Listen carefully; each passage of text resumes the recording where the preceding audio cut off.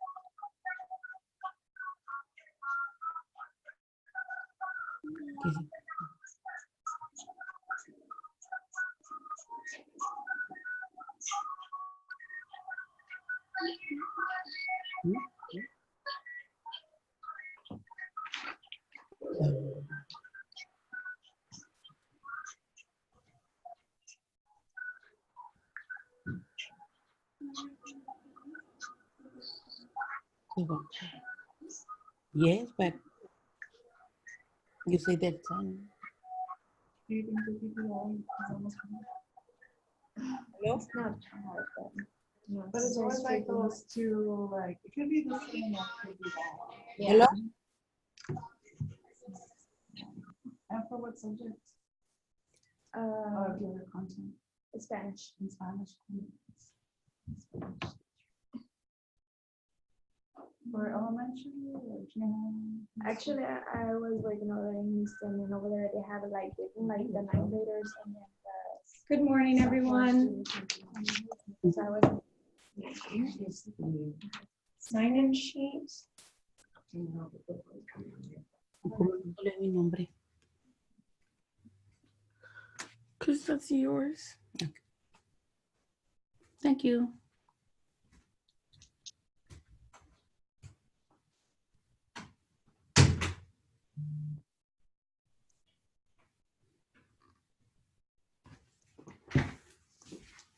For the title, we put like that. Yeah. Or the organization. Oh,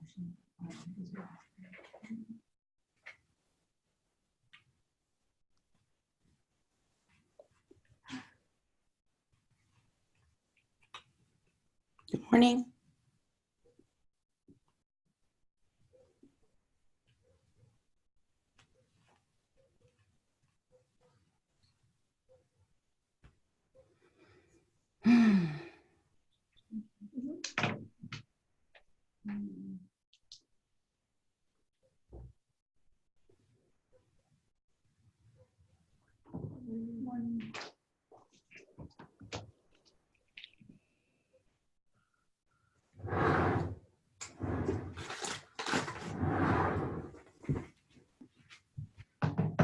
And taking clothes with me in case they're like insistent that I stay.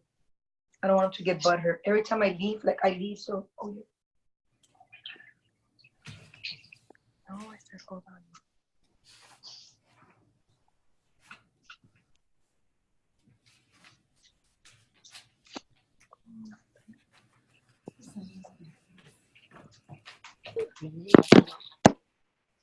So isn't working.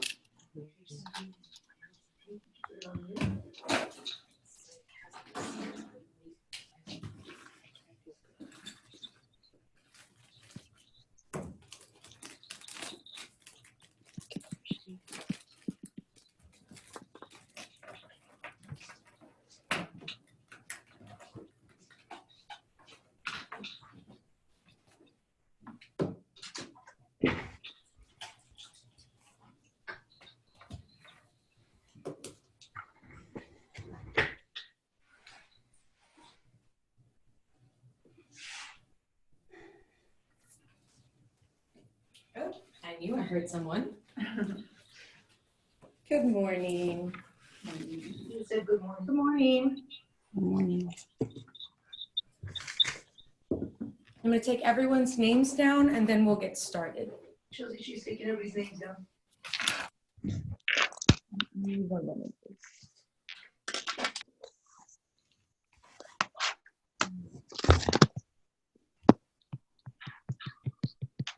It's not letting me do anything else. She might ask you who's on.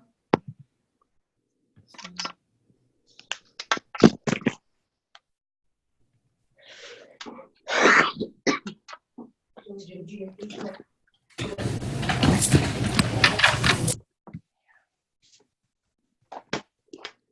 you have any fake email mutuals? Yes, but I was going to use them. Okay, everyone, I'm going to mute you, get your names down for documentation purposes if you need to show.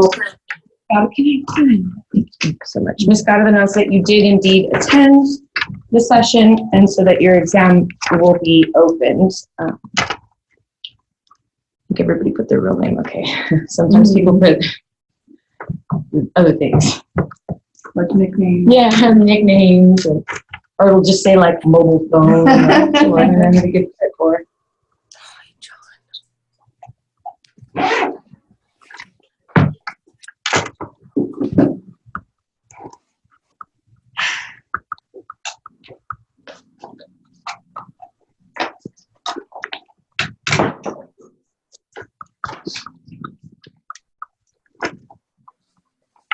So I see some new names and new faces and some familiar names and familiar faces. What we're going to be doing today is briefly going over, again, the PPR quick sheet and the way to utilize it best for the exam. And then we're going to go through the steps, the strategies or the steps to responding to the scenarios and to the questions, and then we will actually do them in several different ways. So for the first part, we'll do a couple together. We'll identify what the question's asking, we'll identify what the teacher's goal is or what the goal of the scenario is, and then the key words or phrases together. And then we'll practice doing it on our own and then together again.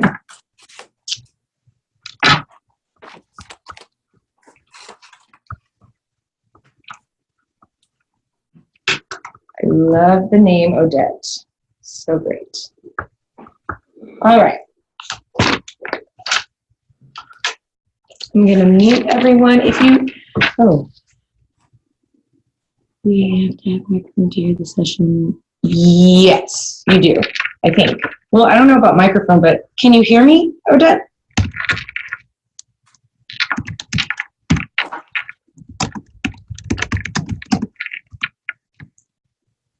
Okay, I am muting everyone. Because if not, Ms. Garza will be upset with me for the background noise. So first, I'd like to start off with the PPR quick sheets.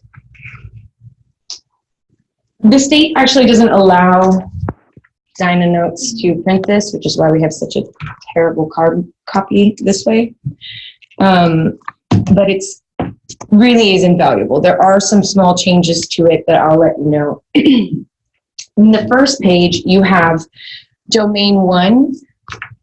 You have human development, physical development and maturation, psychological development, sort of moral development, and also Maslow's hierarchy of needs, which affects students as far as socioeconomic and the differences in how students might experience different needs in their home and how might that translate to what happens inside of your classroom or how it affects the lessons that you create or the assignments that you do. So in the front, that first column is all Competency 1, Domain 1. And they're not going to ever ask you, as I'm sure you know, straight out, what is the pre-operational, or, what is Piaget's theory. What will happen is that within the scenario or the test question, you will be given information as to what grade level or age group the child is in based on, what they say. If they say it's first grade, then you know that first graders learn in different ways than, say, an 8th grader or a senior, that they have limitations. And so the supports that we would include in our lessons would be different, obviously, for one age group as opposed to another age group. And so it's our job to be familiar with how they learn or how they operate at each of the stages, so that when you do come across a question that is asking you to either adjust the lesson or adjust the activity or implement the lesson or implement the activity, which is both domain 1 and domain 3, that you'll be able to use this information that you've studied to be able to choose the right change. The technology section on here is extremely small, because when this was printed or first worked up, there was less technology inside of the classroom. In fact, in the onset of bringing more and more technology into the classroom, a lot of educators were hesitant to allow it. So still, you have some educators hesitant, but it is our job to include meaningful implementation of technology, because technology is everywhere. The students are better at it than we are. The outside world is, they digest their information in memes and videos. And I'm not saying we have to create only memes and videos, but I am saying to use things that are familiar and that they are used to, and then also teach them how to create their own things, how they can become producers and instead of just consumers. So we want to make them knowledgeable and fluent in meaningful technology. So technology that allows us to collaborate with people from afar, that allows us to spread messages and information. So all of those opportunities we should make every effort to include. So the state added 7 competencies standards from the technology applications content area. And so what I suggest is, and I think I have them here, what I suggest is just that you read over them. I think that they were emailed to everyone, but here's the hard copy. Every content area and the PPR has this, and this is written by the state. So these are the state standards. This is where the test maker gets what they're going to ask us about. And the way that we read it, so here are all the standards here, standard 1 through standard 11, and we are responsible for 1 through 7, all Texas teachers. So the person who teaches the technology applications course is responsible for all. We are responsible for 7. So it behooves us to at least read through these. When I read through them, and we did this once here where someone just chose a random standard, there were terms I was not familiar with, but a simple Google search will, enlighten you as to what it's not so complicated, but there are things that are unfamiliar to people who are not technology content specific. So please take some time to look through these. There won't be so many questions on technology, but there will be some. And this will allow you to be a little bit more prepared. So with diversity is very important right now. You're going to come across questions that ask you in many ways about incorporating diversity. So let's talk about the first and most sort of obvious way. We need to create classrooms, carefully crafted classrooms that reflect the diversity of the world and that validate and uplift, support diversity within the classroom so that our students are comfortable with others, so that they're comfortable with diversity and that they feel validated if they are the diverse person in the group. So making sure that cooperative learning groups are diverse means not just their ethnicity diversity, a diverse sort of combination of different mastery levels, different proficiencies in English language. So a very diverse group, not just boys and girls. You don't want to have all of your high academic achievers in one group. That serves no one. It doesn't serve them, and it certainly doesn't serve the other students who would benefit from example and modeling of their peers who have already mastered certain objectives. So making sure that you carefully craft your cooperative learning groups to be diverse, and so that you are supporting that idea of diversity and that it's important. Also, are your lessons diverse? Are you hitting a diverse population as far as learning modes of learning? So you have visual learners, you have auditory learners, you have tactile learners, so kinesthetic learners. Are you creating a diverse lesson, a diverse sort of toolkit for instructional strategies, and not just the same one over and over again? Remember, your instructional strategies, while they may work for the majority, there are going to be some students that fall through the holes. And the way that we catch those is by making sure that we offer more than one, a diverse way to measure the students. That might mean that you had two different kinds of assessments. There's a lot of playroom for diversity, but you will see it on the exam, and it is our job to foster the support in a diverse classroom learning experience, because that's what we want for them in order to be successful later. Okay, student motivation. Just simply, most motivation of all humans is extrinsic. Like I don't speed because I don't want to get a ticket. I buy food because I'm hungry. But that's not really, that's more internal. But external motivation is like stickers, candy, playtime, some praise. But getting the students to have intrinsic motivation is sort of difficult, not impossible. And what that does is create a love of learning and sort of natural curiosity, like I want to know more about this. Me, myself, above what the teacher has given to me. And the surest way of doing that is by having the students be participants in their own learning, having them have choice. So if I can steer where the ship goes just a bit, or I feel like I have some control over what I'm doing, what I'm learning, even the creation of classroom rules, students are going to be more apt to participate and engage with whatever it is that you're doing, because they have a vested interest in them, because you've given them that power and that choice. Let me see.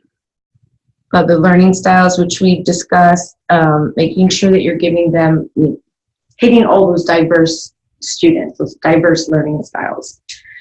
So for our English language learners, this is the biggest chunk, and I think the chunk where people have sometimes the most difficulty.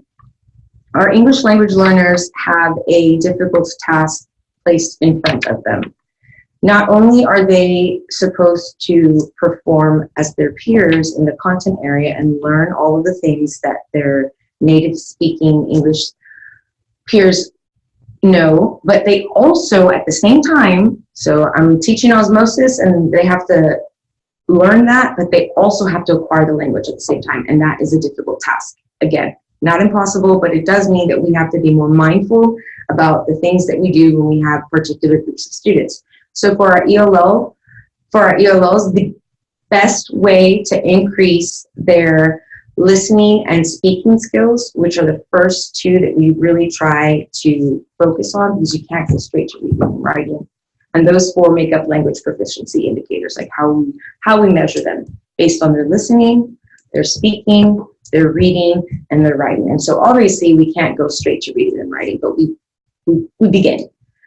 The best way to begin is by building their BICs. And you see that there, basic interpersonal communication skills. And so that is just Was there traffic? Did you eat breakfast? How was your sleep? That's just basic communication. It's not specialized. It's not academic or content specific or related. It's just basic. And the way that we build basic interpersonal communication skills is by giving the students every opportunity to speak with each other. That means group cooperative learning with peers that have mastery of the English, native English speakers. That means conversations with you all the time. How are you doing, Sophia? How was your weekend? How's your cat? Did you, I like your backpack. Where did you get it? So they can say, I got it at Target. That's basic communication skills. But that is missing, even those basic things. And so giving them practice time to listen to others model English, myself, their peers, and giving them practice time to speak amongst each other. Find somebody who, think, pair, share. Those type of activities will allow them to communicate with each other. It typically, it says 2 years, and that's if everyone's on the same page and really hitting it hard and working the vocabulary, introducing all vocabulary, because for our ELL students, you have to introduce all vocabulary to them. And the vocabulary should be accompanied by visuals. And above that, even with our ELL students, when we're teaching the vocabulary, it's important that we try to find examples that come from their experiences. So that cognates is a very good example, because the word in Spanish is very similar, equal, the same as the word in English. And so that prior knowledge allows them to grasp that really easily. Easy peasy. Not so much for other words. So we have to find ways to give them prior knowledge when we're giving them new information. So I always say prior knowledge, the prior knowledge that we choose to elicit or to engage with them, is like a lasso. And the lasso is what the student uses in order to get the new concept and bring it and make it their own. They have to do that.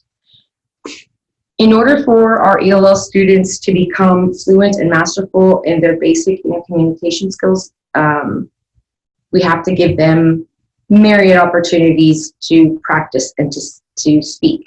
That means they're going to be making a lot of mistakes, and there might be mispronunciations and embarrassment, but within our classroom, it's very important that we make our ELL students feel uncomfortable, because they already feel very inadequate being somewhere, not knowing the language, and feeling like they are not getting it, when in fact it's not that. It's just a language barrier. So that's a lot for a child. I know adults that still feel that way about when they speak. So if the adults feel that way, you can guarantee a 3rd grader, a 7th grader, a 9th grader is going to feel that embarrassment at not having mastery already. And I'm going to show you really quickly. I'm going to take us to the way in which the state one moment. Okay. So here we have listening, speaking, reading, and writing. And then you have the different levels that the state gives us. They gave us 4: beginning, intermediate, advanced, and advanced high. Your advanced high students are going to be practically identical to the native English speakers. No mistakes, beautifully written, just very difficult to tell that English isn't the first language. With our beginners, and I believe everyone has been emailed this form. You might have been emailed the better form that is not missing some things. So this is important here. At the beginning, at the listening, which is what we start off with, they don't have words. So when they come to us and they're beginners, all they have are their ears to work with. They have not mastered any of the language, and they have some. With the listening, at the beginning, it's really important for you to remember that these students will not seek clarification. They don't have the language to say, I don't understand, because they haven't even comprehended what it was that you said.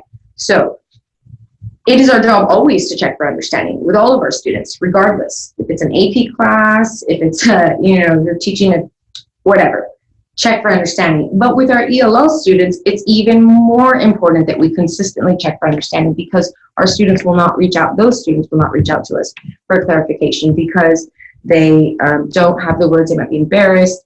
So these descriptors, while important to know once you're on the job, I'm not so sure that they're important for the PPR purposes as far as studying is concerned. What I will say is that most of the scenarios that I've seen and have heard from the exam are questions involving beginner and intermediate students. And so particularly what you should know is what sort of things, extra support would they need? Does a student at the beginner level need? You know you have to check for understanding. You know you have to teach all vocabulary. You have to give every opportunity for the students to practice their language, and they're not going to do it on their own. You have to create these activities where you partner them with someone who's mastered the language, and you give them something to jump from, something that they already have in their prior knowledge, so it's not such a daunting task. So the way that I would use this form is to look through and understand what limitations they might have in that level, descriptor level, and how a teacher would create a lesson or an instructional activity or an assessment to help this student. And then domain 3 is how do you take that and implement it? Okay, so not really important for you to be able to distinguish between what a beginning and an intermediate from like the writing, but definitely how best to accommodate them within the scenario, within the given, format of the scenario. So our intermediate students, unfamiliar language with linguistic support, so they can grasp unfamiliar language with linguistic support at that level. Unmodified conversations with keywords and phrases, requests for clarification by asking speaker to repeat, to slow down, or to rephrase the speech. And that is what's missing from our recent immigrants and our beginner students, that seeking of clarification. With simple messages and hesitation to think about the meaning. And so with that said, I'm going to go back to the quick sheet, because with simple messages and hesitation to think about meaning, and we're going to jump back to an important concept called wait time. And research says that if you increase wait time after you've asked a question before they respond, that the student is more likely to give a meatier and well thought out response, more than a one-word response. And moreover, it allows for time for our ELL students to do that translation or whatever it is they need to do before they respond to you. And this is something no one taught me in the beginning. I also went through an ETP program, of course.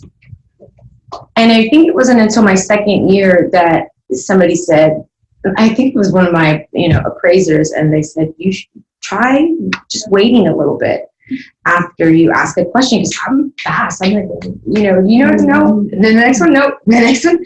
But 10 extra seconds would be nothing to me or them, but it gives them a time to come up with something to respond with.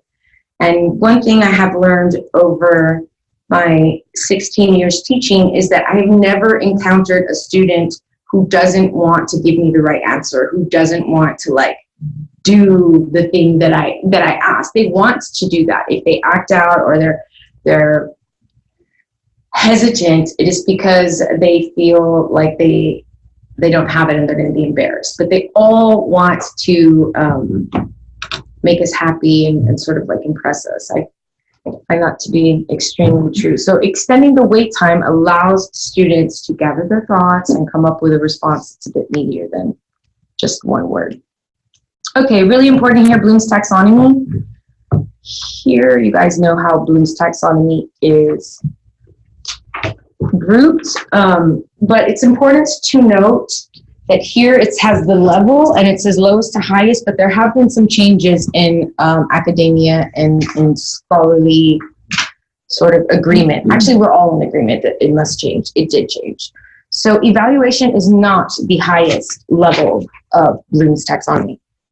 It was in the beginning, but so you have knowledge and you'll see on the associated terms, that would be like having the students list something or having them define something, having them do a matching activity or to locate something, to label something. That is the most basic, lowest complexity level.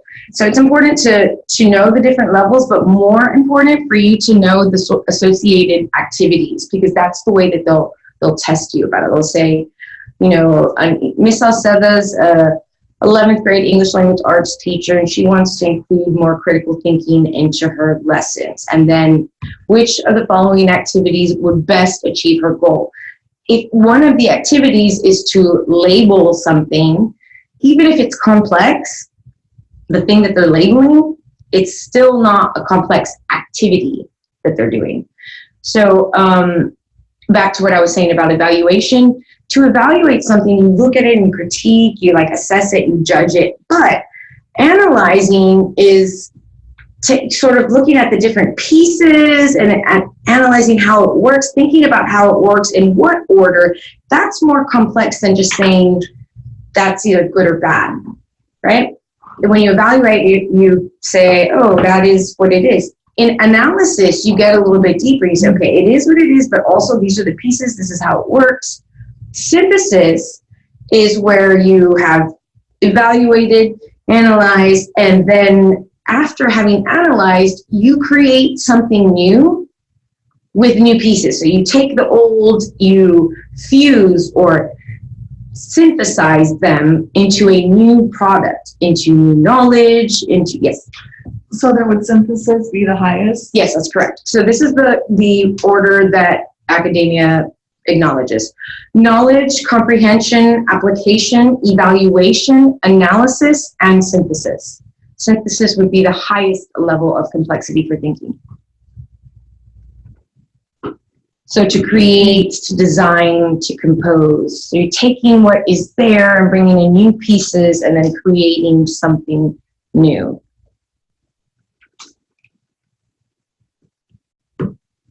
Now for these, just again, know what type of activities correspond with the different complexity levels, because when they do ask you a question about critical thinking, it's not going to be, you know, describe the analysis complexity level of Bloom's taxonomy. It's going to ask you to choose an activity that either is more or less critical thinking, and you would have to know that based on these associated terms. For curriculum and lesson planning, for instructional development, and that is what essentially domain 1 is, you know, instructional development, instructional planning. You have to take into consider age appropriateness, relevance, life skills, and student diversity, because you have to, again, accommodate for support, even lauding it as something wonderful, because it is student diversity. So it's really important that you take that into consideration when you are developing lessons. Remember that the younger the child, the shorter the attention span. So you don't want to have a 30-minute lecture with second graders. You'll lose them at 7 minutes, I guarantee it. So you're going to have to, you know, chop up your lesson and your activities to where there's movement and there is not that lag time for them to get distracted or bored. Younger students may have difficulty in cooperative learning groups, but they don't always. The difficulty that teachers experience with cooperative learning groups is the lack of preparation for the students. So a cooperative learning group is an activity that is probably new when you go to school. You've never worked somewhere where you all are sort of responsible for the same thing on a team. All these differences of opinions, but you have to come up with one product. So you have to teach them the appropriate way to be in cooperative groups. So I always had a separate sort of rule sheet, if you will, or conversation with my students about the goal of our cooperative learning activity, and then how best would we meet this goal. If we need to do these things, then people can't be shouting at each other. Everybody has to stay on task. I mean, talking about the expectations and the way in which that things are supposed to go. So you may have difficulty with younger kids with cooperative learning groups, but it is not impossible, because training is everything, especially with the little ones. Having procedures for everything, very important. A procedure to sharpen your pencil, a procedure to go to the restroom, a procedure for when we light up, a procedure procedures and clear expectations are what diminish any sort of difficulty with cooperative learning groups and classroom management. So, okay, here are some instructional models, and what I want to bring to everybody's attention here is that direct instruction is what I'm currently doing right now. So that's what professors do. They stand up there and they lecture and they're like giving you the knowledge. That's direct instruction. So also called lecture. Those are the same thing. But what's not listed here is the more important instructional model, the one that the state wants us to use, and what all sort of like scholars and academia agree is the best and most fruitful way of learning, is student-centered instruction. So not teacher-centered or direct instruction, but student-centered instruction. And examples of that would be inquiry, simulations and role play, discovery learning. Inquiry works really well in science classes just because of the way the scientific method asks questions, and inquiries just asking questions. They pose questions and their questions lead them to answers, which lead them to other questions. And the model that we're traditionally used to is direct instruction. I mean, we try to break away from that as much as possible, but there are things that you have to give as direct instruction. You can't just send them on their own to figure out Pythagorean theorem. You have to teach Pythagorean theorem before, and then you might create an activity in which they could investigate and see what all is about the Pythagorean theorem. You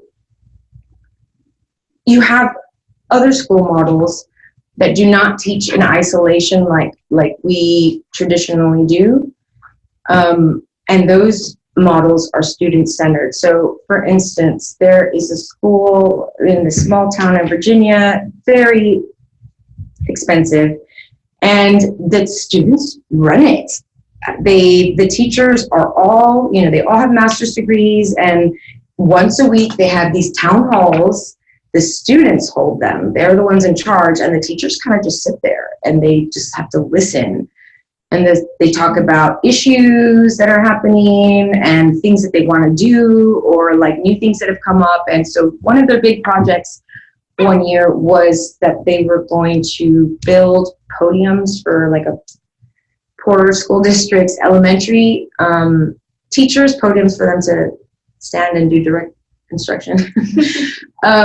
So they had to figure out how much money do we need, how much wood, where are we going to get the money from, we're going to do businesses. So they had to create sort of like these ads or these invitations for them, inviting them to be donors for this project. And so they did math, they did reading, they did writing, but they did it in the context of a project, of this overarching project, which was getting these teachers podiums for the classroom.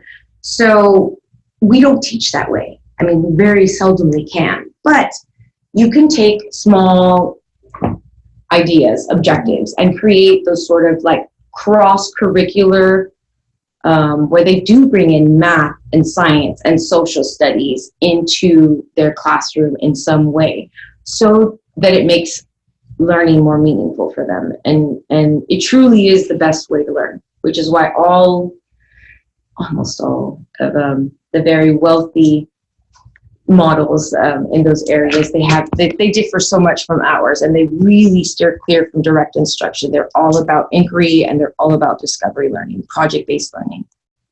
Important definitions for you to know. The assessments, formative.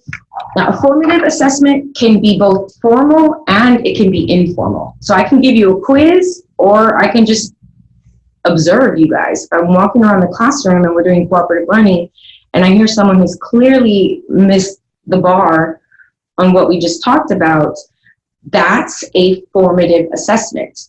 It's informal because I didn't give anybody a quiz, I just listened to what they were talking about. So formative happens before or during. Everyone uses formative assessments to check for prior knowledge. What do they already know, and what can I use to get them to be where I need them to be? They can be pop quizzes. It can be a exit ticket. They put a question on a parking lot. It could just be a conversation with you guys. It could be an essay question or an open-ended question. So formative, they can be both informal and formal, and they only occur before and during the learning takes place, like during the unit or the unit.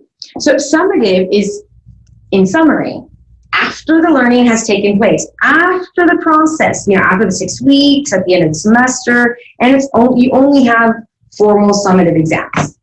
You're not going to have, I'm not going to informally observe you and say that it's a summative exam that I'm able to, in summation, say how you did. That's not going to work. So formative will form your idea and where you need to go with your lessons and your activities. They help you form where your lesson is going to go. Formative. Summative, summary, after the fact. So it's important for you to know these definitions because they will use this specialized language. Every profession has their own sort of specialized language. Our pedagogical language is very nicely put on both sides of this paper. So please go over it. Different types of exams, the professional roles and responsibilities. It shows you a very short bulleted, grow professionally and collaborate. You must grow professionally. You have to do professional development every year. And when your standard certificate finally expires, in order to be able to reapply for it, you have to prove to the state that you did 150, I think it's 150 professional development hours. It's so important because things change. Just think, how many of you knew that Bloom's taxonomy had changed? I didn't know until I went to a professional development where they said, hey, guess what, guys? That there's always new stuff. We don't know everything. And so professional development and collaboration with people within our campus who have strengths in areas that we might be weak in is really important. Maintain confidentiality at all times. This includes tardies. Don't say, oh, you've been tardy 7 times today. You're breaking the law. Nobody needs to know that. You can tell him later, you have excessive tardy. This is not going to work. But definitely keep things confidential. Student safety, above all, even above their academic success, is paramount. It's most important.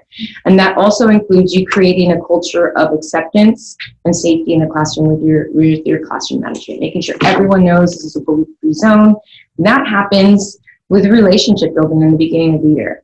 And I always tell my students that with each new year, I would get sort of sideways glances. I've always been a rebel even since the beginning, but I didn't start my curriculum or the scope and sequence the first week. That seems silly to me when I start with grammar. No, I don't know you. You don't know me. We're going to be stuck in this room for so many days of the year. We're going to become hopefully close and like a family. And that's what I do that first week is I create a relationship or a bond with the students. I learn all their names. through a game that I always play with my students on the first and second day of school.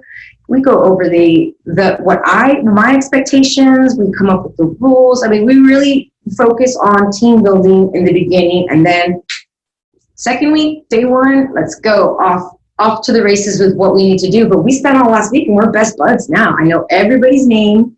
I prided myself on knowing all 130, 60, however many I had that year, knowing their names by the end of the first day. If not that, maybe they have 2 or 3 that were like new names to me, like I never heard them before.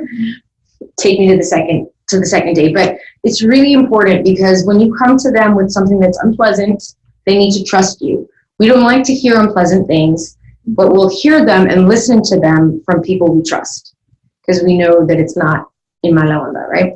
So building a relationship with your students, sort of, and I don't mean a relationship where you're crossing the line. I mean, just like where you're showing them that you guys are team members.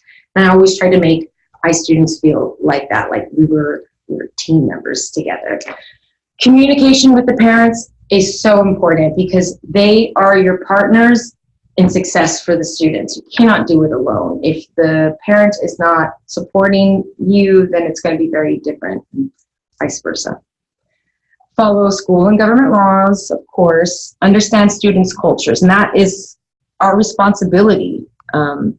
If you have students and they are from China or Zimbabwe, you must research Zimbabwe and figure out what things might I use to give my student the lasso to teach the concept I need to do. I wouldn't know that. I would definitely have to research it, but it is our duty to do those things. Okay, so here you have just some special education, very brief things. The IEP is Individualized Education Program, and there is a committee that decides what goes on there with a very specific makeup of people. The committee identifies the students' needs and how best we can support them, like what accommodations can we do.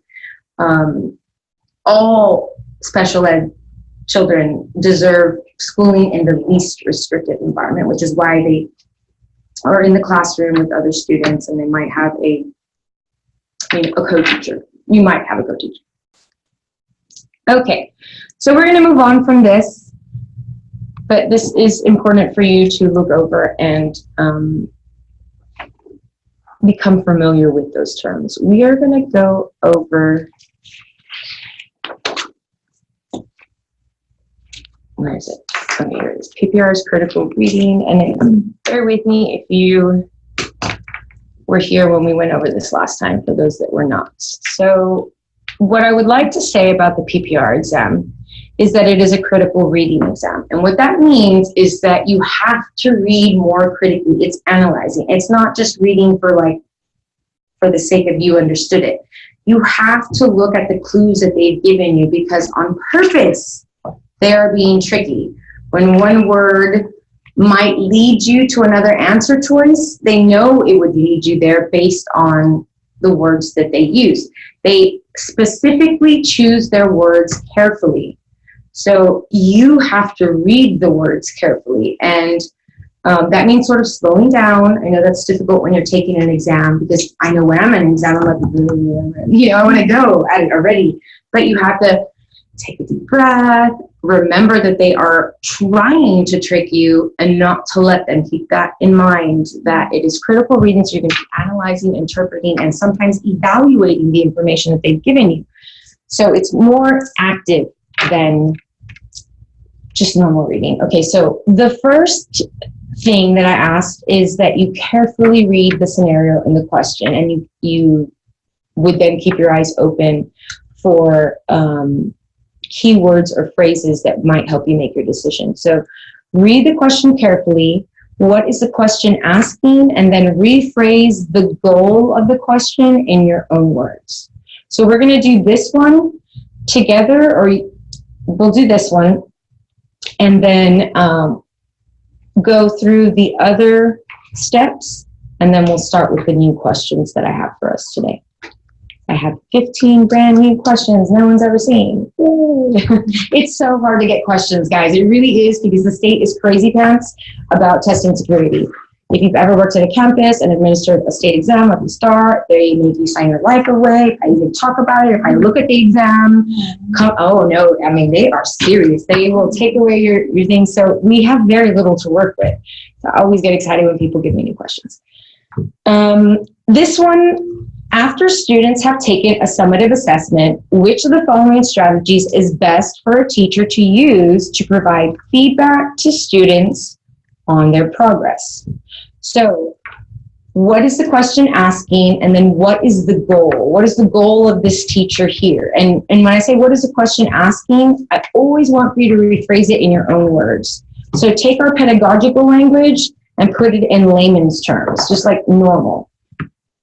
That's the best way for your brain to process or comprehend what the actual goal or objective of the question is. The same way we have best practice for learning vocabularies to put the definition in your own words, putting the goal of the question in your own words will help you find the correct answer. So, summative assessment means what? After all the learning has taken place. In summary, right? So this is a summative assessment. After, like, this might be at the end of the year, at the end of the semester, after the learning has taken place. Which of the following strategies is best for a teacher to use to provide feedback to students on their progress? So what is the goal for this teacher? What does she want to do? What's her goal? Feedback. Feedback. Okay, so what's feedback in layman's terms? Something that she thought about that they could learn, maybe like improve. Mm-hmm. What's another word for feedback? Constructive criticism. Sure, yeah. Right. But what do you have to do for feedback? Communicate. Yeah, you have to discuss, right? Feedback is a discussion, right? It's a discussion on what you did right and what you did wrong, both ways. It's constructive always. We want to support our students and make them feel good. So she wants to have a discussion with students on their progress after all the learning has taken place. That's putting it in your own words. That's the goal of the question. She wants a discussion with students about their progress after all the learning has taken place. What is the best way for her to achieve that goal? So we're going to stop there because I just wanted for you to rephrase it and put it in your own words. So another thing to pay attention to are special populations. Does the scenario identify special populations or certain students? If they do, then that information is important. So if it's a grade level or an age level, they might be telling you developmental information that is important to use for your answer. If they are special ed, then there might be certain things that you should do first. For instance, if you see that a special ed student is having difficulty with an assignment, you should first check the IEP and see, are there accommodations already in place to help with this? They might already be there and you missed it. If not, that's something you might want to bring up. So knowing the support that those special populations need and the way best to support them. English language learners are going to be a big special population that you have to look out for on the exam. Remember that you must give direct instruction of new vocabulary. They don't have it yet. They don't have the vocabulary, so you have to give that instruction. You have to find ways to ignite prior knowledge within them and give them visuals and have them write it in their own words so that they can make that new knowledge their own. Make every opportunity for them to practice listening and speaking skills, especially with our beginner students, but in all of them.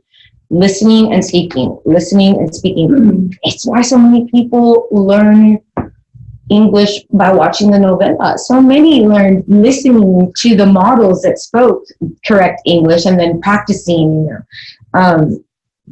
Group work, assigning a class buddy, having them sit next to someone who is a native English speaker but also speaks their language, so that they can be sort of a soundboard and someone else to seek understanding from other than the teacher, someone less intimidating. Constant monitoring, constant needs assessment. You have to be constantly saying, okay, what does this kid need? What does he need in order to make it to the next level?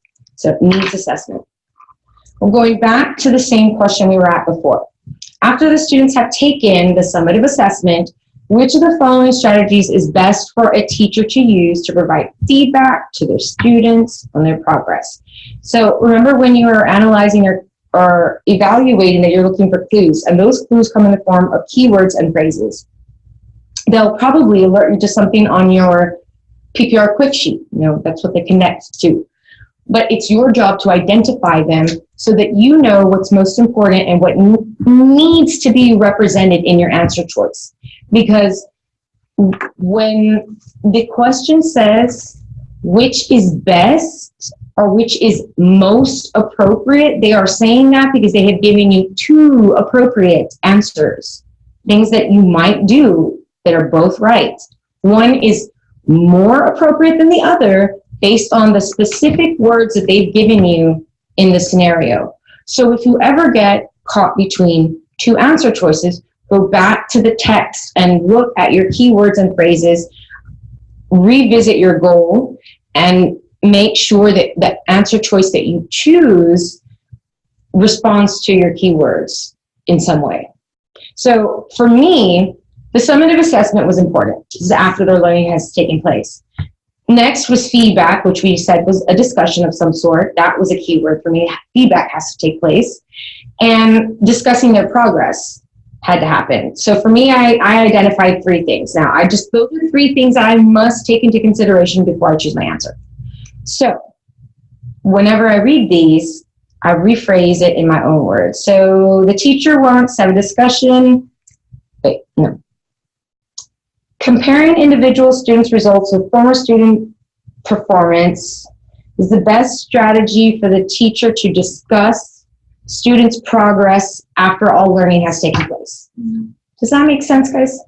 No, it doesn't. And whenever something is wrong and you can bet yourself $5 why it's wrong, then cross it out. Because more often than not, for some reason, it's not for some reason, they carefully craft these things. They spend thousands, millions of dollars coming up with these questions, but your brain wants to go to a certain answer for a reason because of the makeup of words that they've given you. And your brain also discredits an answer choice for a reason. And so many times when we're in these sessions, someone will say, oh, for sure it's not A. And I'm like, oh my God, it's A. And then they spend the next minute trying to decipher between the remaining three, but they have 0% chance of getting it right, because no matter how long they could spend an hour and they'd still have 0% chance because they crossed out the correct answer. So don't cross out any answers until you can justify. Why would comparing individual student results with former student results not be a discussion to students about their progress? It's not about their progress. It's not about their progress. We're talking about somebody else. That makes no sense. So I can bet myself $5 that is not the answer. So having parents provide signatures to acknowledge receipts of the assessment is the best way for a teacher to discuss progress after learning has taken place. With the student, that's important, to the student. Yeah, no, the parents would be getting it. And even then, will the parents understand the assessment or what it all means, what sort of objectives they missed, what objectives they didn't miss? That would not be feedback. C, discussing the results with students to establish learning goals is the best way for a teacher to have a discussion about student progress after all learning has taken place. Yes, well, let's just see the last one. Yeah, it's possible. I can't say that it's not, but let's see the next one. So including the assessment results in the student portfolio is the best way for a teacher to discuss a student's progress after all learning has taken place.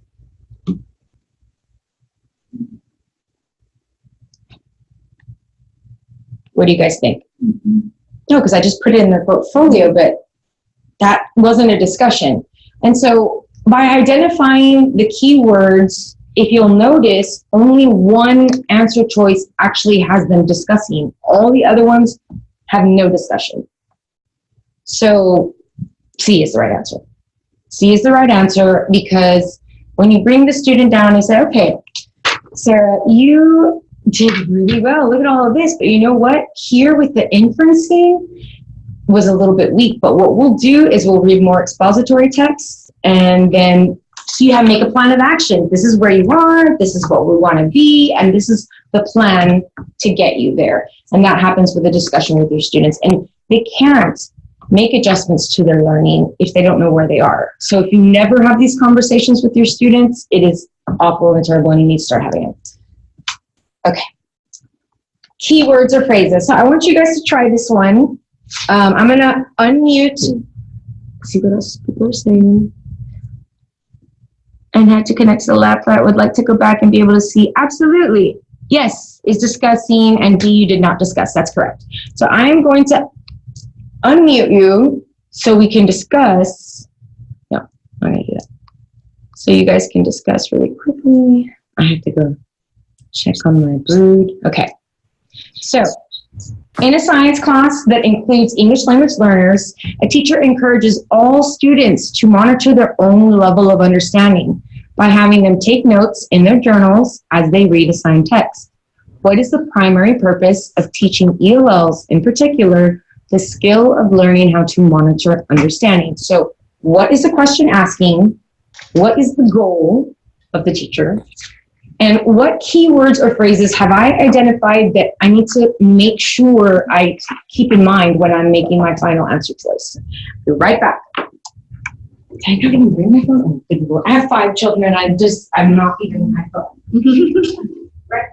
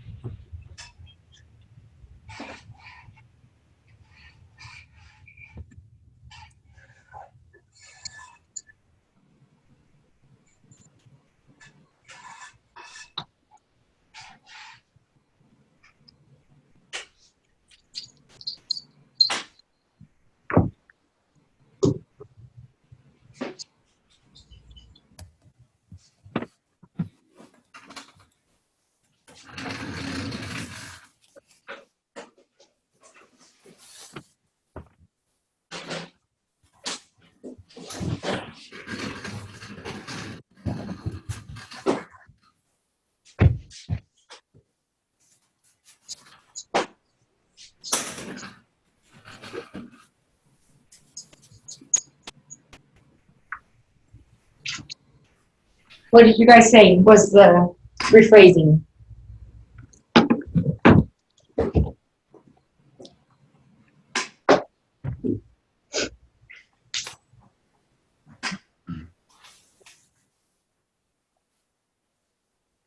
What is the main reason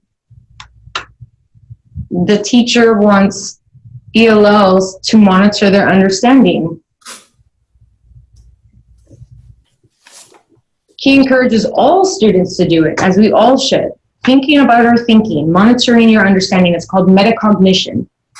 And it's the best way for us to learn. If you've ever identified a mistake in a math test, like, oh, I knew how to do that, you won't make that mistake again. So when you monitor or keep an eye on your understanding, you are able to see what holes you have in the understanding and how best to move forward. That's correct.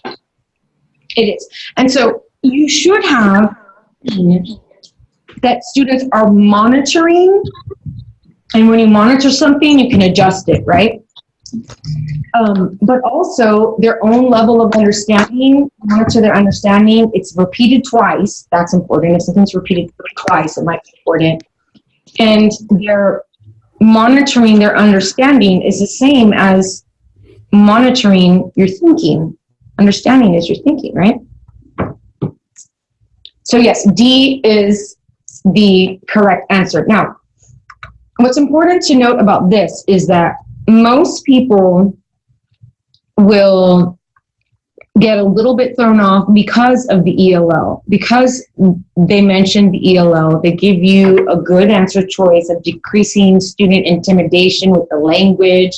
You might think, oh, that's a good choice. They're ELLs, they might need intimidation, but that does not respond to the question. The question is saying, what is the main reason you would have them monitor their understanding? The main reason to monitor understanding is so that you can make adjustments. So again, critical reading exam, the words matter. They craft the words for you to choose the wrong answer and sort of skim over the correct one, but don't be fooled. Okay, if they give you any temporal or time markers, first, second, next, last, before, after, during, that's important, or it may be important. During whole class instruction, a middle school teacher realizes that most of the students are reluctant to participate in class discussions and give one-word answers when they do participate. Which of the following strategies is most effective for the teacher to use to increase student engagement? So, what is the question asking? What's the goal? And what keywords or phrases do I need to make sure I have taken into consideration before I make my final answer choice?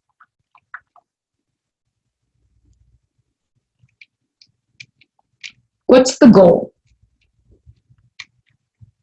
An increase of student engagement. That's one thing that needs to happen in whatever activity that or whatever answer choice I choose. Student engagement. That's the goal. When? Where? During class instruction. During class instruction, but specifically when? When they're answering when they don't want to participate. The discussions, right? Class discussions. It says they are reluctant to participate in during whole class group discussions, right?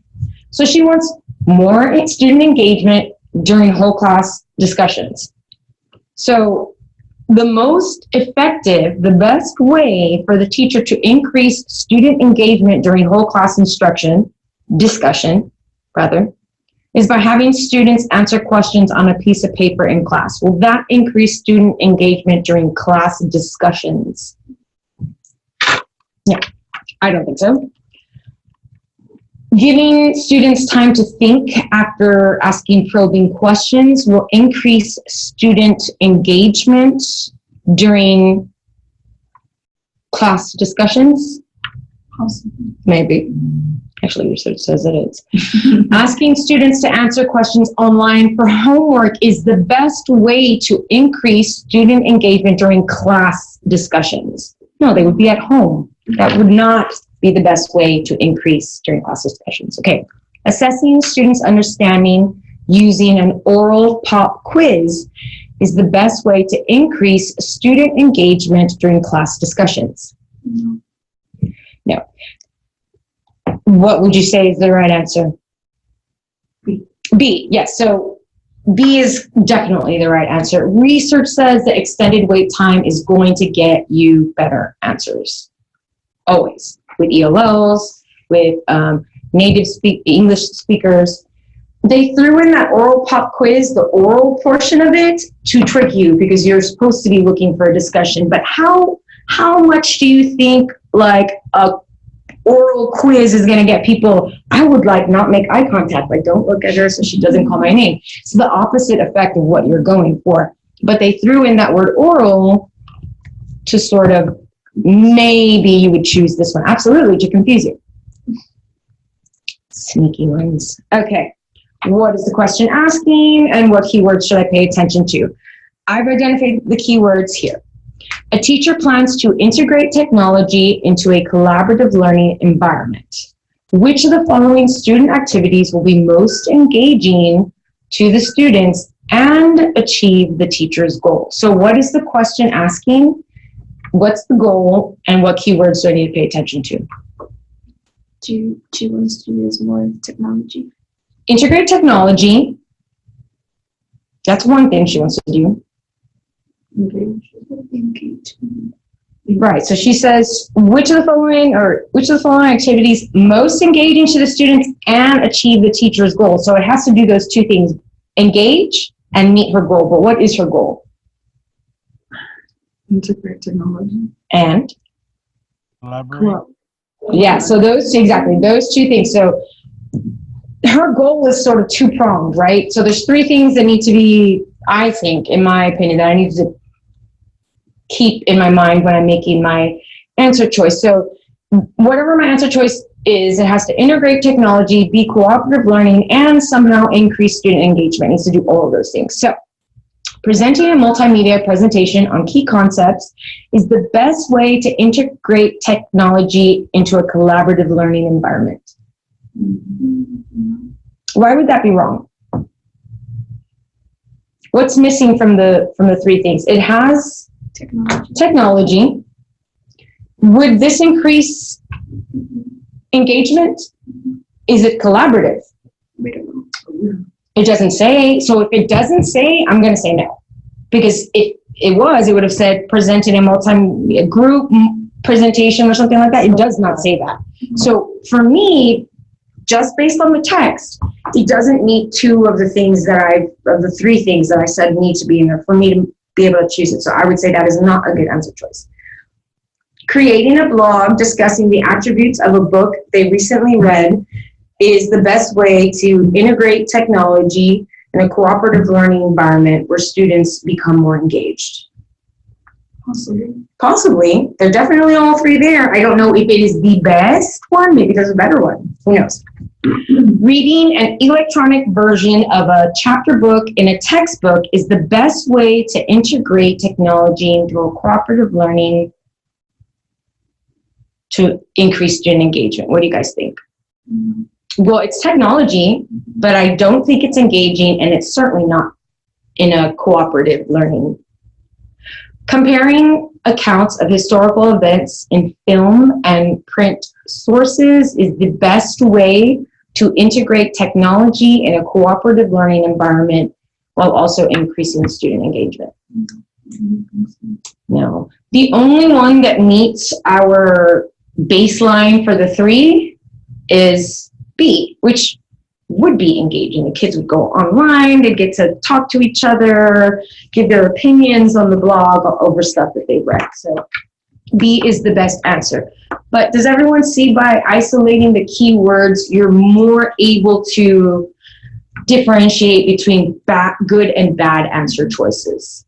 And like I said, if you get, because very often they give you two okay answer choices, one's better than the other based on the words that are there. So if you get stuck between two, refer back to the question and look at the words more closely.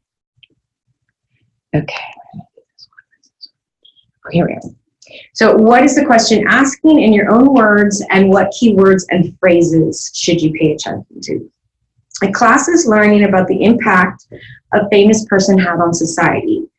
As an enrichment activity, the teacher allows students to choose any person that has influenced their life in a positive way and write about that person. By giving students a choice, the teacher best demonstrates an understanding of the importance of. So what is the question asking, and what keywords should we pay attention to? Understanding. Mm-hmm.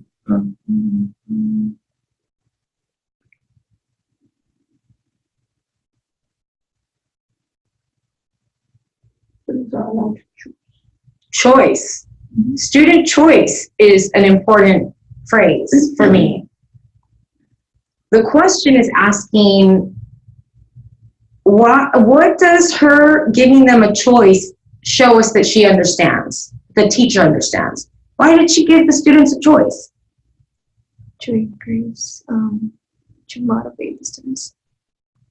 Okay, so you have having the students participate in community service projects is what the student choice demonstrates her understanding of. By giving the students a choice, the teacher understands that she's promoting motivation to better engage students in the learning process. Possibly. By making the students responsible for, by giving the students a choice, the teacher is demonstrating her understanding of making the students responsible for their own work.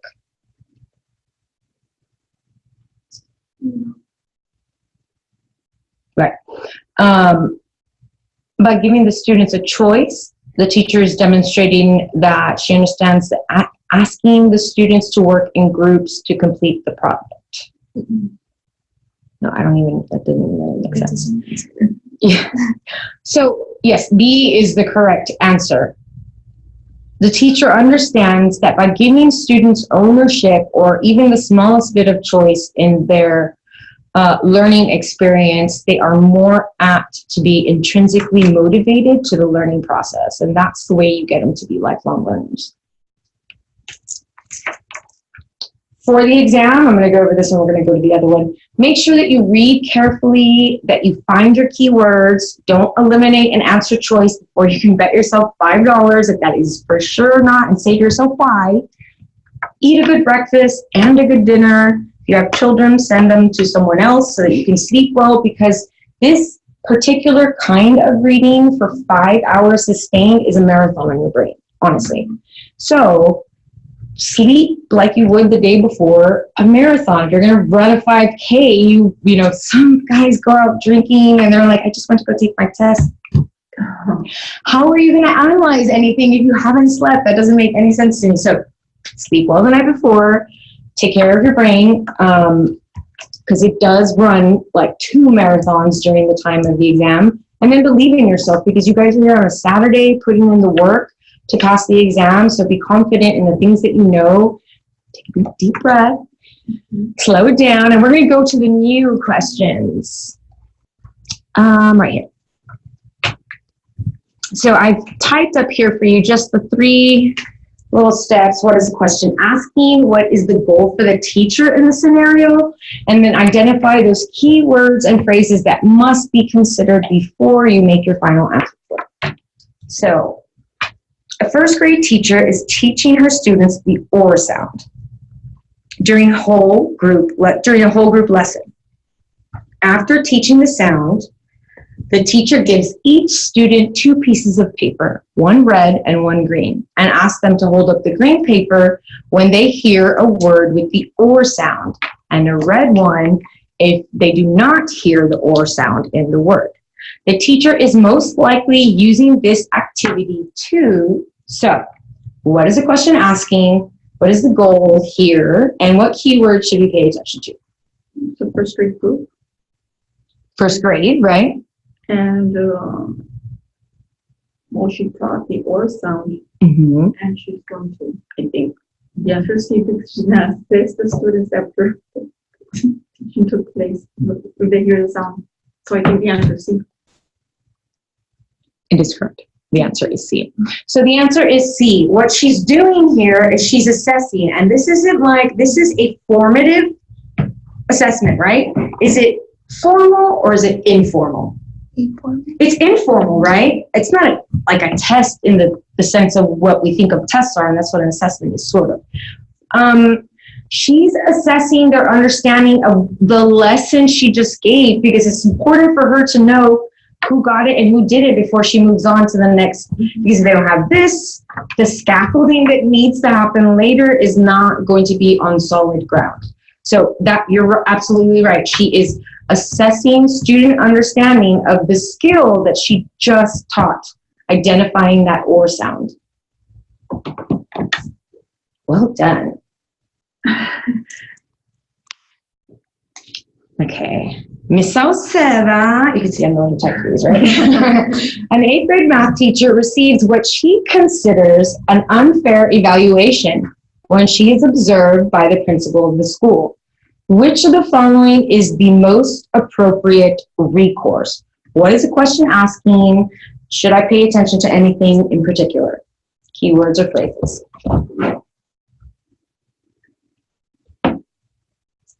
Evaluation. So she was just evaluated and she disagrees, right? She thinks it's unfair.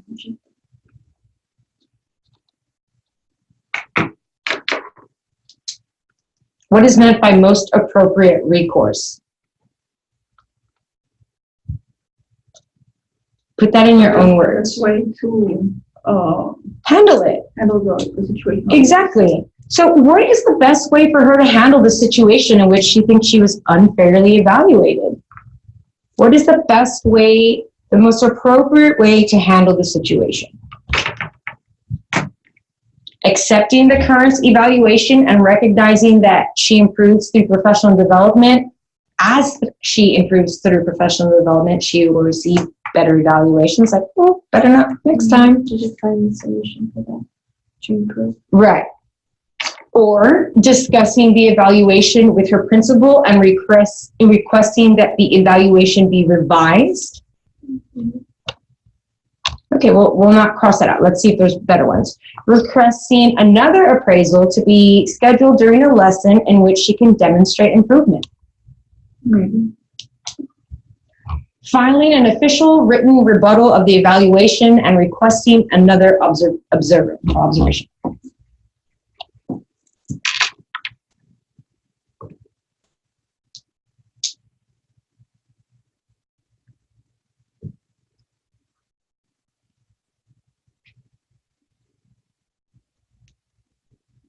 So based on what we have here, which isn't much, but your knowledge of what we are supposed to do, our professional responsibilities, because this isn't about pedagogy, this is a professional responsibilities question. What would be the best way to handle this situation and still be within our best professional self? What should be the goal for us?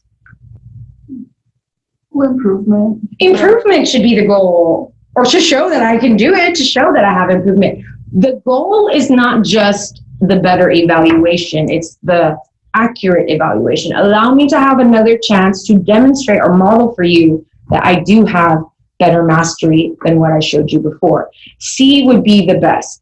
Remember, you are supposed to talk with your colleagues. You could go and speak to your principal and say, listen, I don't know what happened, but I feel like that was maybe like a one-off. Is there any way we can reschedule? We can come back in and have this other lesson. That way you can see these areas that maybe you didn't get to really see me illustrate for you in the classroom on the day that you came in. More often than not, they're going to say, absolutely, when would you like for me to come in? So filing an official rebuttal of the evaluation is not going to be your best course of action. Just accepting it and being like, oh, I'll get better with time is not it is your job to want to be better and to want to show your best self. Discussing the evaluation with her principal and requesting that the evaluation be revised. That's the part that's wrong. in that answer choice. Yes, you should discuss the evaluation with your principal and say, these are the areas, like, I know you might not have witnessed me doing this here, but you'll see it in this lesson with the students. But going in there and saying, you didn't see this, revise it, they're not going to do that. They're not going to revise it unless they saw you being masterful in whatever objective it is they said you were lacking in. So the best answer, because B ruined itself by saying that you want it to be revised, the best answer for us is C. It's almost assertive. It is. Absolutely. And you want to be assertive. Like, listen, I didn't show you my best self. Can you please come in for another lesson? I think you'll be really impressed. Or at the very least, there'll be some improvement too. It'll be a better reflection of what I'm capable of. Okay. A kindergarten teacher is conducting a lesson at promoting students' understanding of rules. The teacher is using the classroom and its rules as an example. The teacher has had the students identify the rules in their classroom. Which of the following questions asked by the teacher would best encourage students' use of higher level thinking skills in the context of this lesson? What's the question asking? What do I need to make sure I pay attention to? The teacher wants to, it's a kindergarten teacher. Kindergarten teacher is important for you to understand. So we're not dealing with real sort of like conceptual. They're not going to be thinking abstract. So there should be like a lot of visuals or models. That you would have that, but she's already, they already know the classroom rules. They've identified them for her because she has them identified. So they do that. As a follow-up to that activity, which would be the best higher level thinking? What question would Which question would most engage them? be? Yes. Yeah, so B would be harder for them. Would that be really hard for a 7th grade class to come up to answer that question? No, it wouldn't be. It shouldn't be.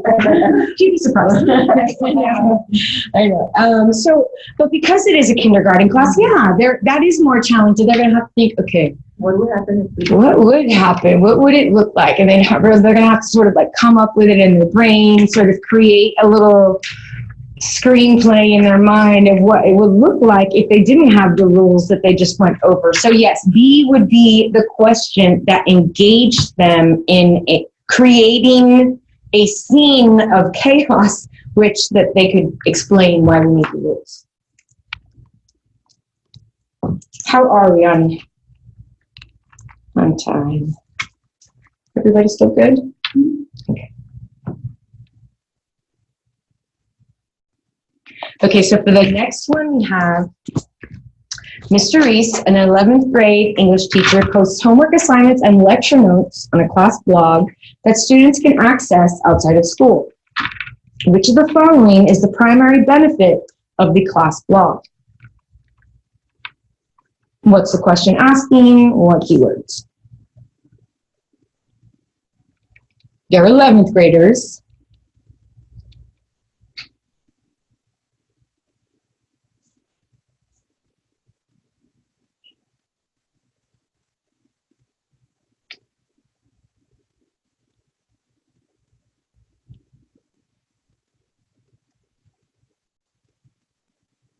So the question is asking us, what's the main reason he uses this class blog, right? Why does Mr. Ruiz use this class blog for his 11th graders?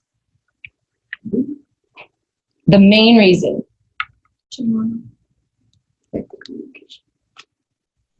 Yes.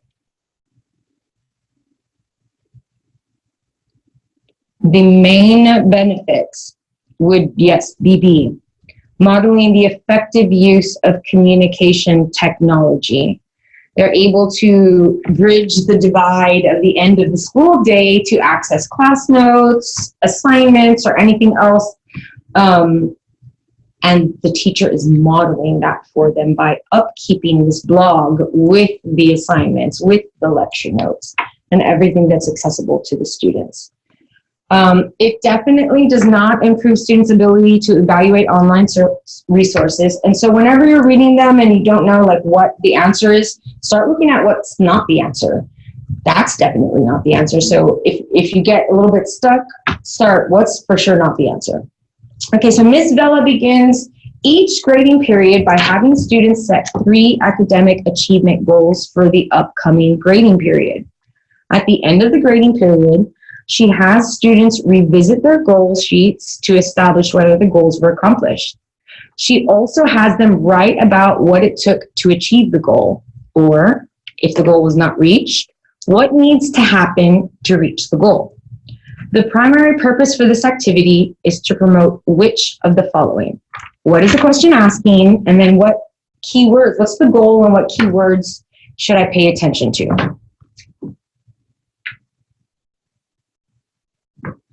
Academic achievement.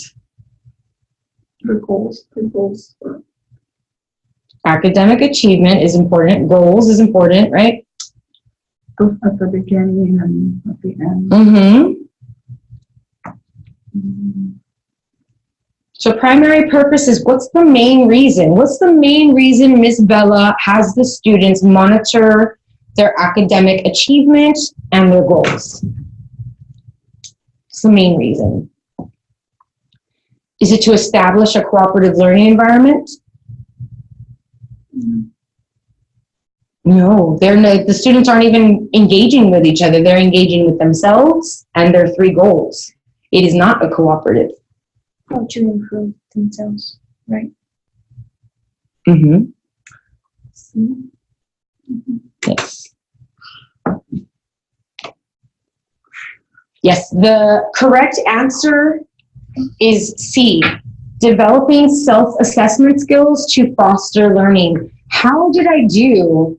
And why did I do it this way? What is it that I missed that made me perform in this way? I rocked it out. What did I do to rock it out? Because I want to repeat back what I did. Or if there was something missing, then where do I need to go to fix it for next time? So yes, you develop those self-assessment skills, which is so important. We as teachers must self-assess. We have to do that reporting part of the T-test where we say, this is how we think we're doing, this is what we think we need as far as professional development. That's us self-assessing. Even I have to self-assess how I feel like I'm doing with you guys to the state. The best way for anyone to make changes to their own learning is to self-assess. How am I doing? What am I missing? What did I get and what did I not get?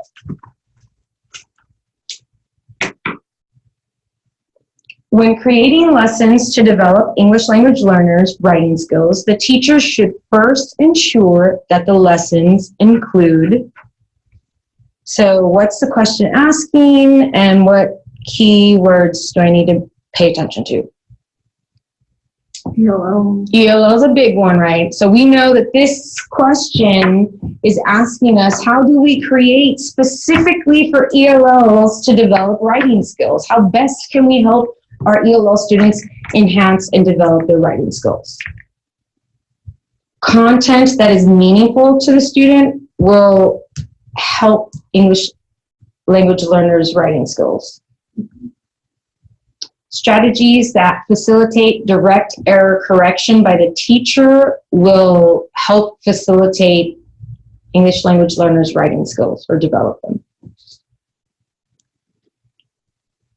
Direct error correction is during writing skills would be like me standing over and being like, you missed a comma, add a period, capitalize that thing. That direct error correction by the teacher, is that going to be helpful for developing English language learner writing skills? I don't think so either. That's going to make them more not want. Exactly. So varying assignments to develop students' receptive language skills. Mm-hmm. Well,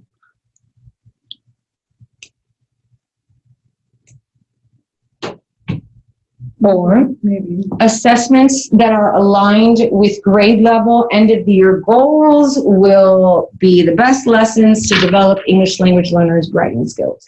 mm,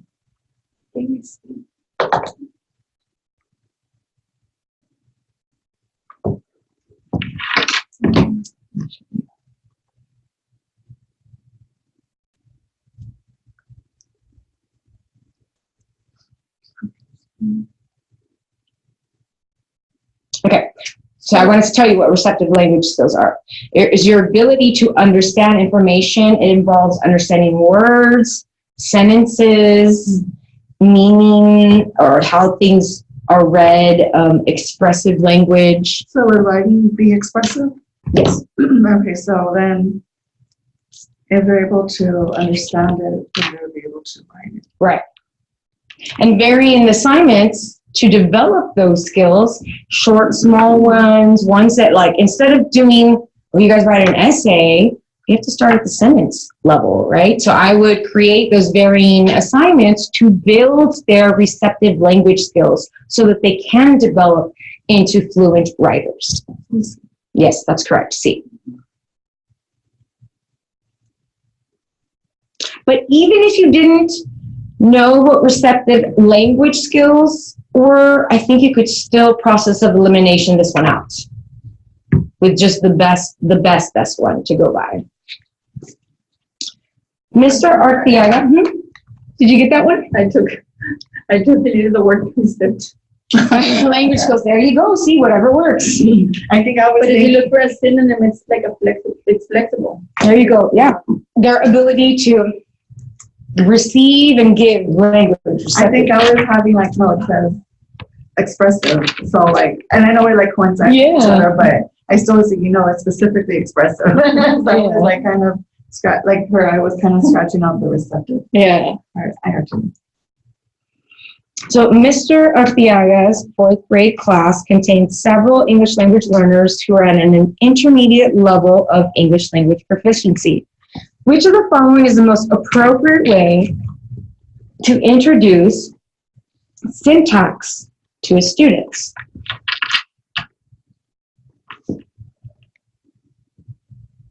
What is the question asking? And what keywords or phrases should I pay attention to? Fourth grade, ELL, intermediate. Mm-hmm. Syntax. Syntax. Introduce syntax. Mm-hmm.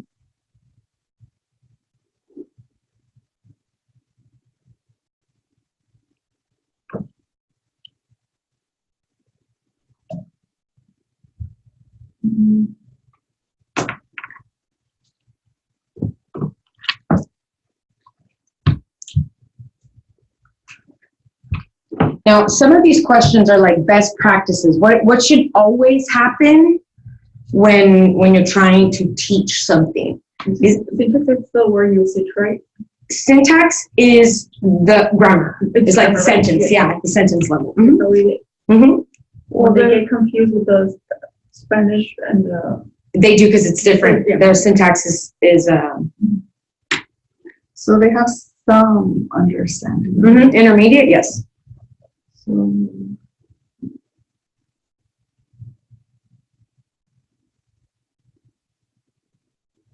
I think possibly C or D. Or even We'll go one at a time. What does A mean? Using a contextual approach to teach the concept. What does that mean? A contextual approach.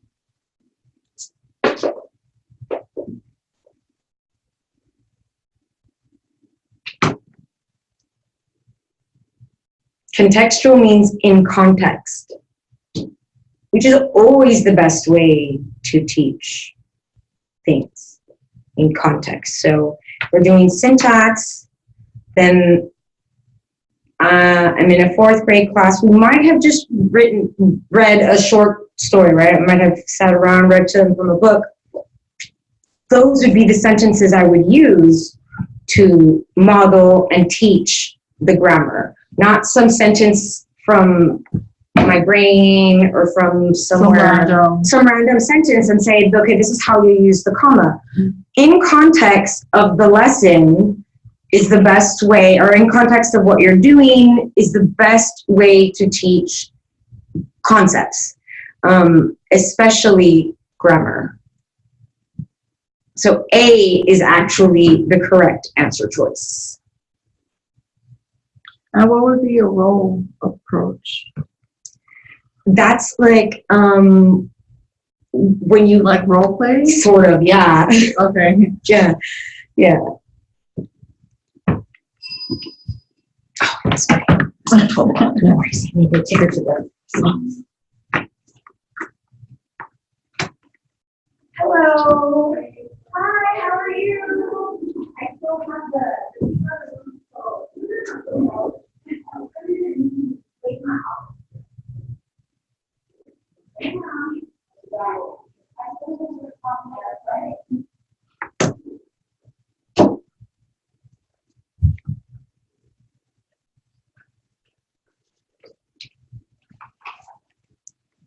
Okay, which of the following is the primary purpose for using checklists as assessment tools?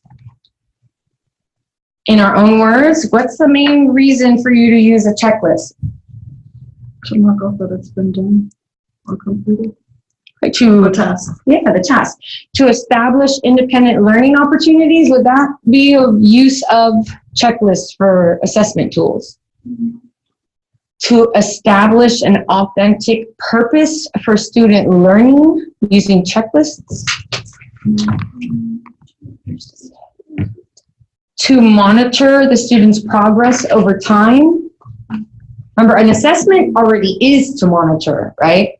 So the checklist would be them saying, this is what I've done, this is what I haven't done. Yeah, like the meta goal check. Right. Okay.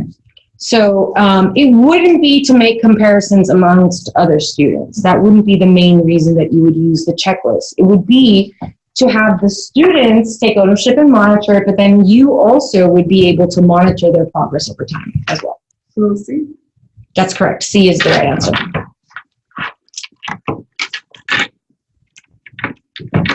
Which of the following practices in a middle school program would best accommodate the developmental characteristics and needs of young adolescents?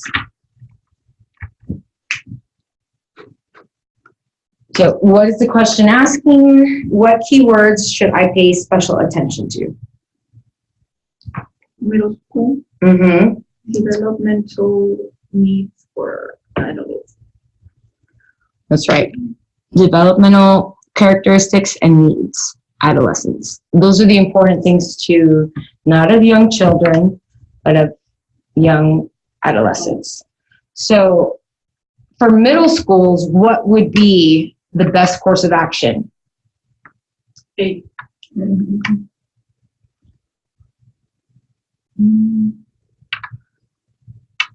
Because you want them at this time, they're like, you're trying to build them and their likes and dislikes and what they're good at. Yeah. Mm-hmm.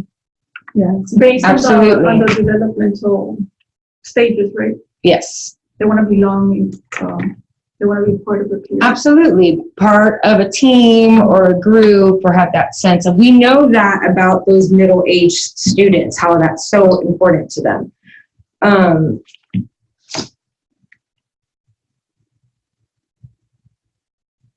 Yeah, I do believe that that would be the best answer as well.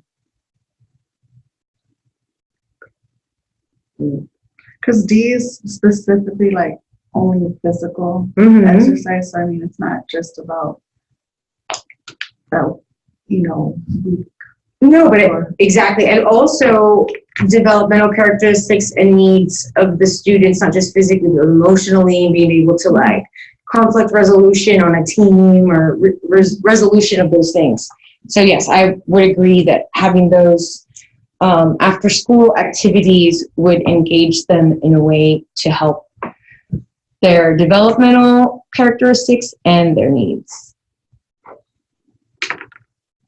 Mr. Ryan has groups of students working in class on a project that requires the use of computer simulation programs. Because only 2 computers are available in the classroom, the groups cannot all work on computer-based activities simultaneously. To prevent access conflicts, Mr. Ryan has the groups use a sign-up sheet to reserve computer time during class periods. Which of the following additional steps taken by Mr. Ryan will best help ensure that the computer time available to each group will be sufficient to complete work on the project?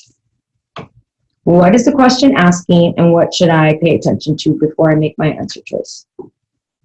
It's a group project, there's only 2 computers. How do we avoid problems? We're talking about steps, completing those. Which of the following steps will make it more sufficient to make sure everybody has?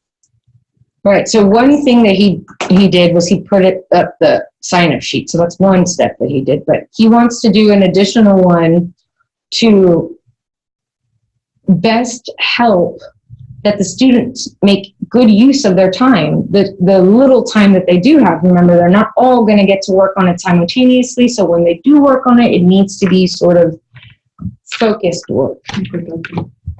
That's correct.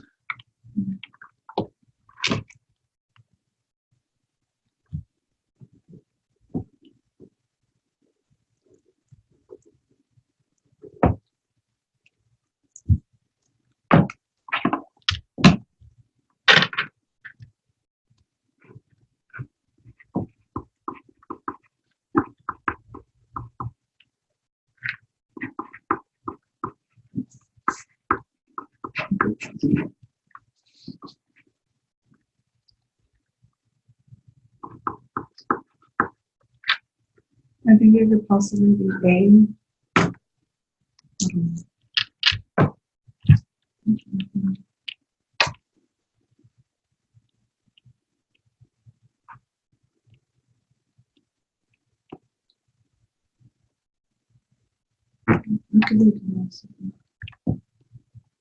So if you're caught between two, which, based on the words that we have, would be best practice for him to take?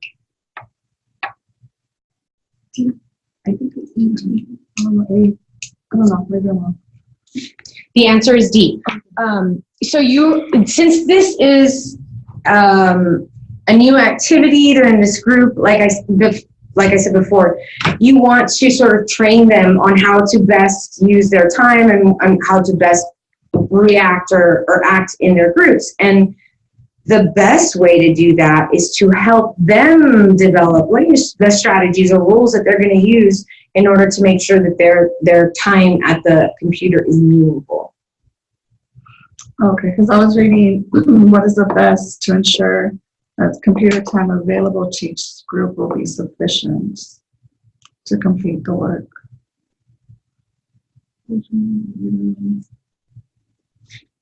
Okay. See, will be sufficient time. So even if you have a group leader who is responsible, if people don't know what sort of things need to happen in order to make it, that person can say, guys, we don't have enough time, we gotta get on things. But if they don't have the tools to make it meaningful, it will be difficult. So it's time management. Right. So I think assigning a leader would be good, but the first thing that you would do is say, this is how you can make sure that it's meaningful. Got it.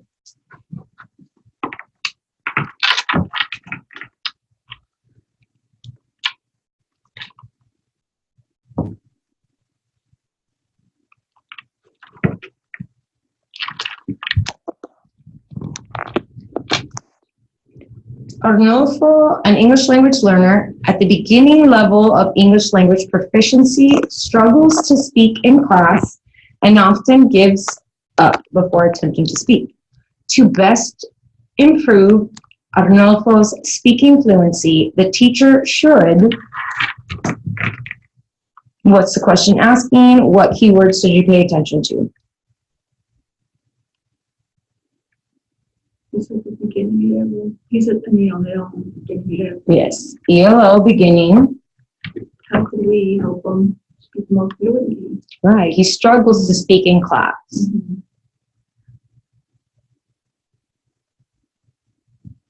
B or C. I think it's D.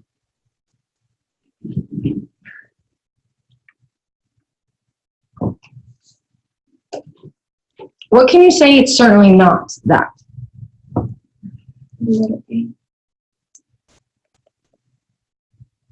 Yes, you have a beginner. Are you going to give them grade level to read out loud?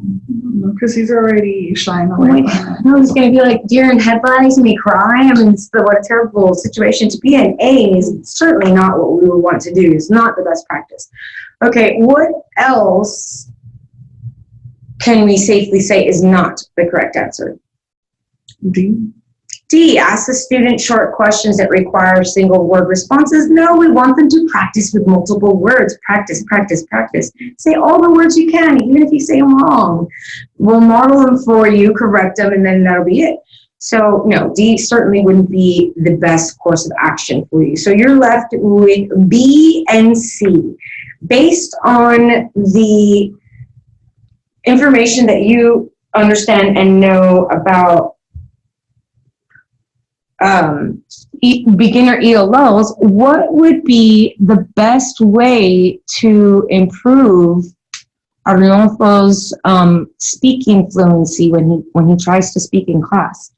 Model the pronunciation. I think also they learn by when you're presenting to them and you're showing them models and examples, kind of like a hands-on type of. But that would be understanding, no? For what, which one? For C, for them to understand the content. To communicate content, but we don't want, we're not checking comprehension on them. That C is like, if they helping with gestures will help them comprehend what I'm speaking. I feel more confident. Right, but I want him to speak, So not me. Right, so it would be B, because C has me speaking. Yes, gotcha. That one was a tricky one. yeah. But certainly if you were speaking, you would use gestures and communication to slow down your speech. I am one who has to mindfully slow down my speech. And if you are a native Spanish speaker, you can do Turbo Spanish like on another level. I get left behind on Turbo Spanish.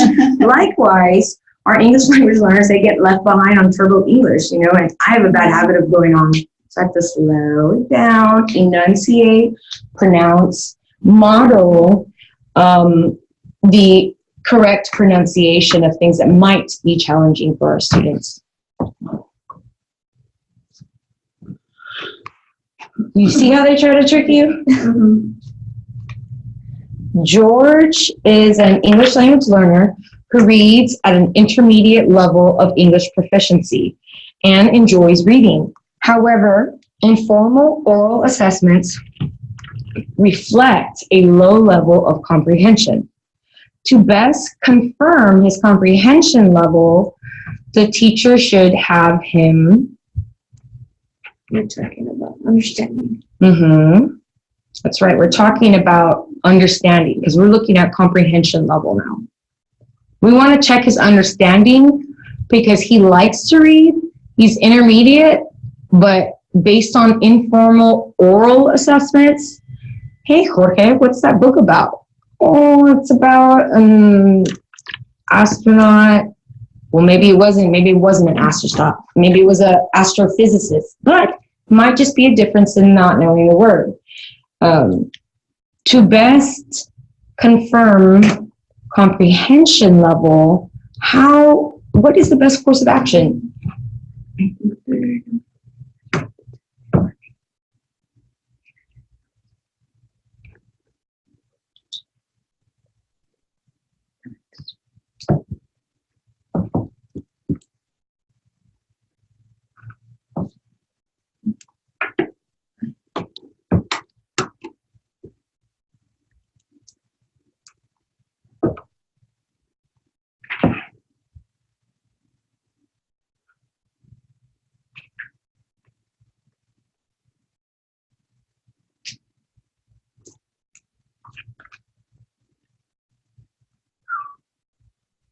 What do we think?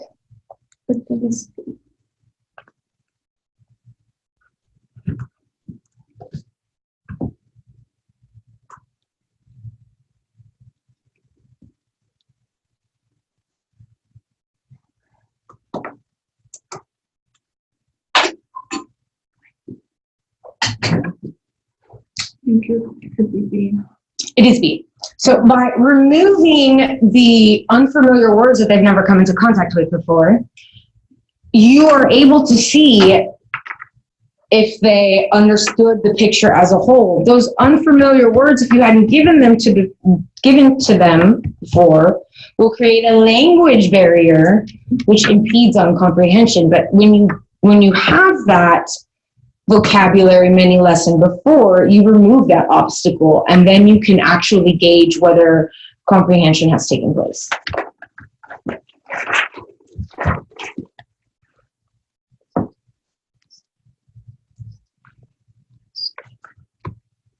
I'm going to let you guys do these last 3 on your own, and then I'll come back and let you know what it is. But I want for you to, I'm going to ask you what the keywords that why you chose that answer. So make sure you get that. I'm going to go check on my other students.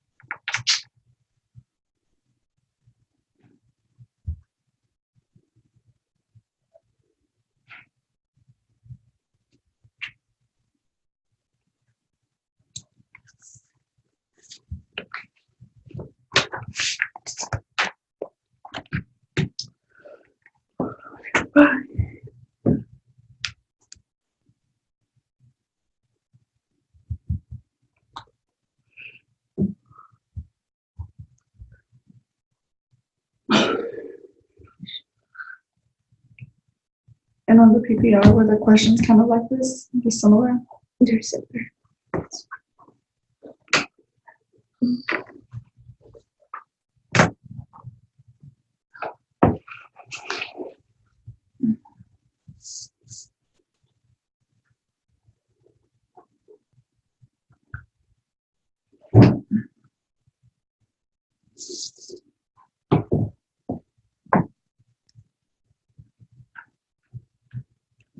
Yeah, ready?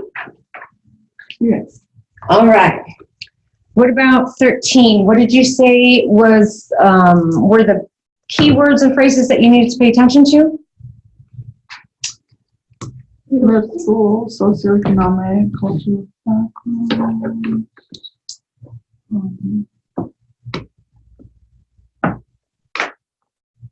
Beginning of the year. Beginning, yes. It takes place at the beginning. And what is the goal? Promote a productive, smooth running classroom. Yeah, that's the goal. And which of the four did you say would help produce or promote that productive, smooth functioning classroom? Just awesome.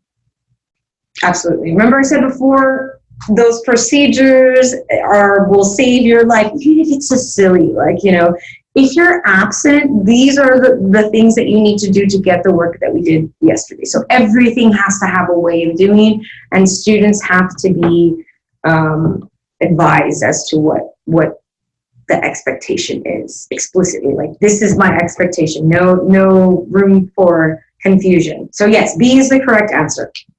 What about 14? What did you guys decide?